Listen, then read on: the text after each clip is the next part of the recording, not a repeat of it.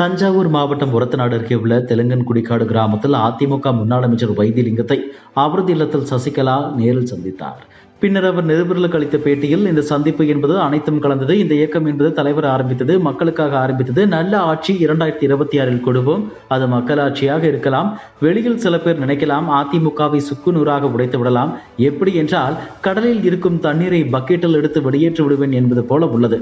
எங்கள் சட்டத்திட்ட விதிகளின்படி எங்கள் அடிமட்ட தொண்டன் என்ன முடிவு செய்கிறார்களோ அதுதான் இந்த கட்சியின் சட்ட விதிப்படி நடக்கும். அதை நாங்கள் நல்லபடியாக செய்வோம் என்று கூறினார்.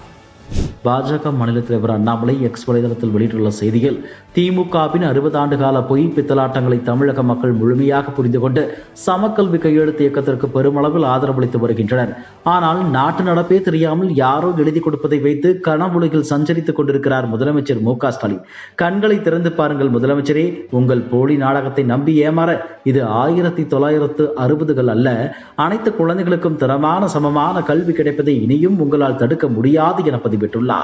தமிழக எம்பிக்கள் 40 பேர் என்ன பண்ண போகிறார்கள் என்று கேட்டவர்களுக்கு நேற்று பதில் கிடைத்திருக்கிறது என்று செங்கல்பட்டில் நடந்த நிகழ்ச்சியில் முதலமைச்சர் ஸ்டாலின் பேசியுள்ளார்.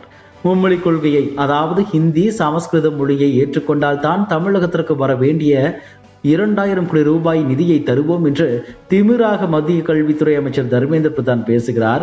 அவங்க தேசிய கல்விக் கொள்கை என்ற பெயரில் புகுத்துவது தமிழகத்தின் கல்வி வளர்ச்சியை மொத்தமாக அழித்துவிட வேண்டும் என நினைக்கிறார்கள். நாம் அதை எதிர்க்கிறோம். கல்வியில் இருந்து மாணவர்களை நீக்கம் செய்ய அத்தனை செயல் திட்டங்களும் தேசிய கல்விக் கொள்கையில் இருக்கிறது. 10,000 கோடி ரூபாய் கொடுத்தாலும் இந்த நாசக்கார திட்டத்தை ஏற்றுக்கொள்ள மாட்டோம். தமிழகத்தை சேர்ந்தவர்கள் நாகரீகமற்றவர்கள் என பேசிய தர்மேந்திர பிரதான் வார்த்தையை திரும்ப பெற வைத்திருக்கிற தமிழக எம்பிகளுக்கு வாழ்த்துக்கள். 40 பேர் என்ன பண்ண போகிறார்கள் என்று கேட்டவர்களுக்கு நேற்று பதில் கிடைத்திருக்கிறது. தமிழகத்தின் உரிமைகளை பெற யாருக்கும் பயப்பட மாட்டோம் என்று நிரூபித்திருக்கிறார்கள் என முதலமைச்சர் ஸ்டாலின் பேசினார். தமிழ்நாடு நுகர்பொருள் வாணிப கழக போக்குவரத்து ஒப்பந்தம் வழங்குவதில் 992 கோடி ரூபாய் ஊழல் நடந்துள்ளதாக புகார் எழுந்துள்ள நிலையில் குற்றச்சாட்டு குறித்து சிபிஐ விசாரணை தேவை என பாட்டாளி மக்கள் கட்சி தலைவர் அன்புமணி ராமதாஸ் கூறியுள்ளார். அறப்போர் இயக்கம் கூறியுள்ள இந்த குற்றச்சாட்டை தனித்து பார்க்க முடியாது.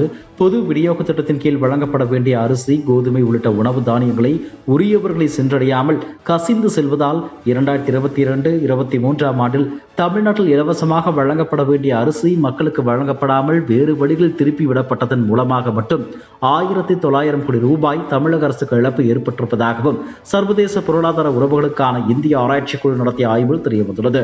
இதையும் இந்த குற்றச்சாட்டையும் இணைத்து பார்க்க வேண்டும். நுகர்பொருள் வாணிப கழகத்தின் மூலம் போக்குவரத்து ஒப்பந்தங்கள் வழங்கப்பட்டதில் ஊழல் நடைபெற்றுள்ளதாக கூறப்படும் குற்றச்சாட்டுகள் குறித்த உண்மை நிலையை அறிந்து கொள்ளும் உரிமை மக்களுக்கு உண்டு. எனவே மத்திய மாநில அரசுகளின் பொதுத்துறை நிறுவனங்கள் மீதான இந்த குற்றச்சாட்டுகள் குறித்து சிபிஐ விசாரணைக்கு தமிழக அரசு ஆணையிட வேண்டும் என்று கூறியுள்ளார்.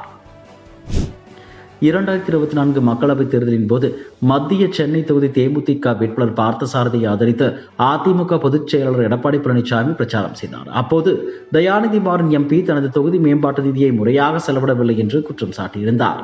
இதற்கு கண்டனம் தெரிவித்த தயாநிதி மாறன் எடப்பாடி பழனிசாமி மீது அவதூறு வழக்கு தொடர்ந்தார். இந்த வழக்கு சென்னை மாவட்ட ஆட்சியர் அலுவலக வளாகத்தில் உள்ள எம்பி, எம்எல்ஏக்கள் மீதான வழக்குகளை விசாரிக்கும் சிறப்பு நீதிமன்றத்தில் விசாரணையில் உள்ளது. இந்த வழக்கில் இருந்து விடுவிக்க கோரி எடப்பாடி பழனிசாமி மனு தாக்கல் செய்தார். ஆனால் எடப்பாடி பழனிசாமி தாக்கல் செய்த மனு விசாரணைக்கு உகந்ததல்ல என்றும் அதை எண்ணிடக்கூடாது என்று எதிர்ப்பு தெரிவித்து தயாநிதி மாறன் தரப்பில் பதில் மனு தாக்கல் செய்யப்பட்டது. இந்த வழக்கு மீண்டும் விசாரணைக்கு வந்தபோது எடப்பாடி பழனிசாமி சார்பில் தன்னை விடுவிக்க கோரிய மனுவை திரும்ப பெறுவதாக தெரிவிக்கப்பட்டது. இதை ஏற்றுக்கொண்ட நீதிபதி ஜெயவேல் வழக்கின் அடுத்த கட்ட விசாரணையை ஏப்ரல் 9ஆம் தேதிக்கு ஒத்திவைத்தார். டிஎன்பிஎஸ்சி தேர்வை உடனடியாக நடத்தி அரசு துறைகளில் காலியாக உள்ள பணியிடங்களை அரசு நிரப்ப வேண்டும் என எடப்பாடி பழனிசாமி வலியுறுத்தியுள்ளார்.